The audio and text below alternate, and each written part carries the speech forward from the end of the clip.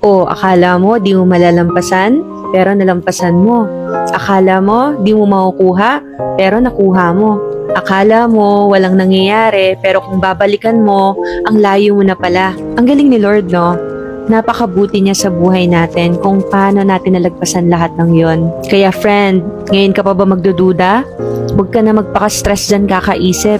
Yung pinoproblema mo ngayon, sure ako, babalikan mo na lang yan at masasabi mo na, wow, nalagpasan ko yun. Lord, napakabuti mo kasi pinapalakas mo lang pala ako. That you may not be able to understand it now, but you will later. At ang pinaka-fulfilling sa journey mo, na ikaw naman yung naging lakas ng iba na kayanin yung mga pinagdadaanan nila dahil na-inspire sila sa journey mo. May purpose lahat ng pinagdadaanan mo. So keep going. God bless you.